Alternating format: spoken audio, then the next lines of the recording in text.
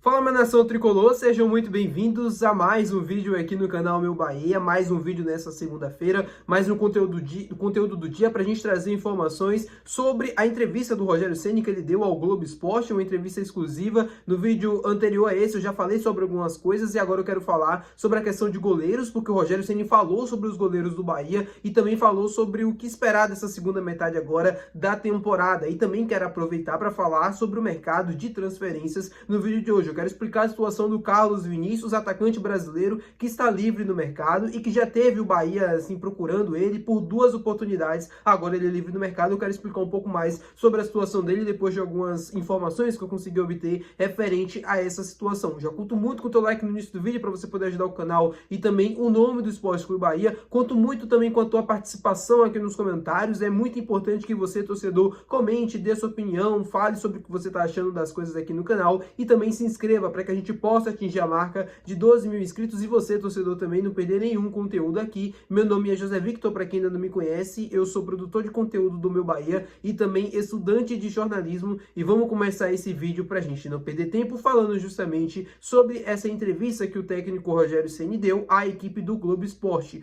O Rogério falou sobre vários temas, várias coisas e uma delas foi sobre a questão dos goleiros do Bahia. Ele falou na oportunidade como ele avaliava, né, os goleiros, principalmente no quesito de jogo com os pés, que é algo que é característico das equipes que o Grupo City tem e também característica do próprio trabalho do Rogério Ceni. Ele que foi um grande, vamos dizer, um cara que meio que fundou isso no futebol brasileiro, né? No futebol mundial acredito que não, mas no futebol brasileiro era ele que trouxe essa coisa de jogar com os pés, bater falta, bater pênalti, ter essa qualidade mesmo para construir desde trás. E o Rogério sempre fez isso com maestria jogando no São Paulo e agora ele tenta, obviamente, fazer com que os seus goleiros consigam se desenvolver nesse quesito. Eu acho que o Marcos Felipe, dentre todos os goleiros do Bahia, foi o que mais conseguiu desenvolver esse jogo com os pés. Ele logo quando chegou aqui em 2023, ele era muito ruim nesse quesito, ele não tinha assim tantas, vamos dizer, tantas intervenções no jogo através dos pés e depois de um tempo, 24 e agora na temporada de 25, ele participa mais, ele dá mais toques na bola, ele consegue fazer lançamentos que às vezes acaba resultando em alguma jogada interessante e isso é muito importante no futebol moderno, né? Não só no futebol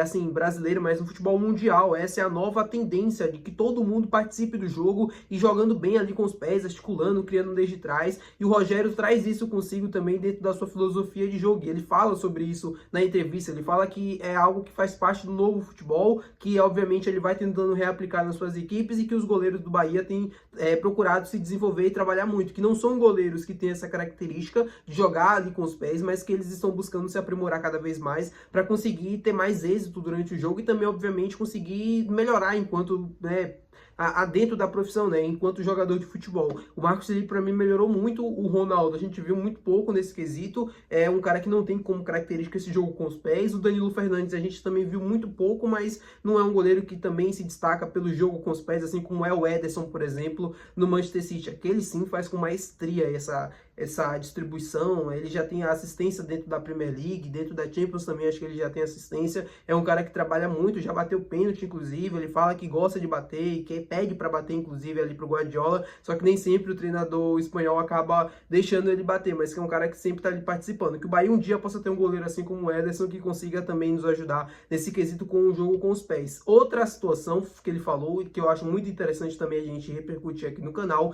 é o quesito do que esperar do Bahia nesse segundo semestre de temporada. E aí ele fala sobre a questão da desilusão, que é uma coisa que é muito perigosa nesse momento da temporada, desilusão do torcedor e que pode chegar de uma maneira muito rápida. O Bahia tem jogos eliminatórios, né, de Copa do Nordeste, Copa Sul-Americana e também Copa do Brasil. São 3 jogos muito próximos. Se você é eliminado da Sul-Americana e da Copa do Brasil em sequência, imagine como vai ficar o ambiente, imagine como vai ficar o clima para o Campeonato Brasileiro. E também para a reta final da Copa do Nordeste. A Copa do Nordeste vai virar uma super obrigação. O Campeonato Brasileiro vai ter que lutar pelo título e para tentar salvar a temporada, porque depois nada mais vai prestar. Nem jogador, nem treinador, nem o trabalho, tudo vai por água abaixo. É uma coisa que é o emocional do torcedor e eu me incluo nisso porque eu também penso assim, às vezes eu também sofro bastante com essa questão, fico chateado quando os resultados não vêm, mas a gente tem que avaliar o trabalho sempre pelo todo, e a parte mais difícil desse segundo semestre agora é conter com a emoção do torcedor. Tem também o Campeonato Brasileiro, porque o Bahia em 2023 teve uma queda de rendimento no final da temporada, e em 2024 também. O que esperar de 2025? Essa é a grande questão. Será que esse time vai conseguir manter uma performance consistente até o final da temporada para conseguir os pontos necessários tranquilamente para caminhar para uma Libertadores? Ou vai ser como em 2024, que a gente por pouco não conseguiu essa vaga, porque oscilou muito na reta final, fez um segundo turno muito ruim. É aquilo que a gente está aguardando para ver. Eu acho que diferente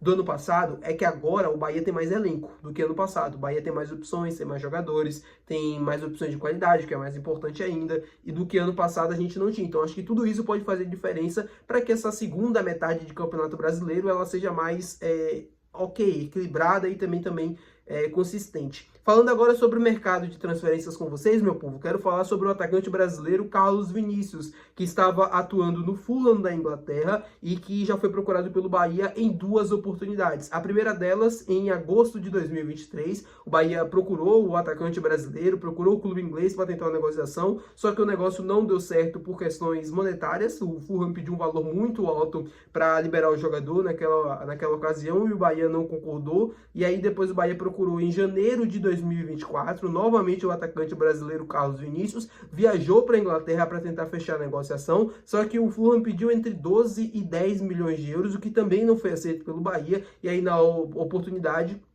o Bahia acabou contratando o Oscar Estupiñán, né, que estava no Hull City também na época, era um clube inglês, e aí depois deu no que deu, ele acabou saindo logo depois, mas o Bahia não conseguiu fechar com o Carlos Vinícius por conta do valor que o Fulham estava pedindo para os clubes pela contratação do atleta. E aí o Bragantino, se eu não me engano também o Corinthians na época tentou a negociação, agora o São Paulo também entrou na parada, também foi um dos clubes que tentou a contratação do Carlos Vinícius, só que o negócio não avançou. Ele está livre no mercado, a questão agora é essa, ele terminou o contrato que ele tinha com o Fulham, está livre no mercado, ele teve números muito tímidos agora nesse início de ano, porque ele não tinha muitos minutos lá no Fulham, ele teve passagem pelo Galatasaray, ele teve passagens pelo Benfica, pelo Tottenham, pelo PSV da Holanda, foram vários clubes ali no futebol europeu que ele acabou tendo oportunidade, ele foi bem em algumas, em outras ele não foi tão bem assim, mas eu acho que para o futebol brasileiro ele tem um nível interessante. É um jogador que tem a questão, assim, ele tá tentando voltar mesmo para a realidade que ele tinha em um passado distante. Se ele conseguisse, né, voltar para cá, para o futebol brasileiro, e ele conseguisse ter mais oportunidades, mais sequência, em um clube, né, que consiga dar para ele todo o suporte que ele precisa para conseguir atingir novamente os grandes números que ele já teve na carreira dele, eu acho que seria interessante, porque é um jogador que tá buscando esse crescimento, e o Bahia, para mim, seria o lugar perfeito para que isso acontecesse.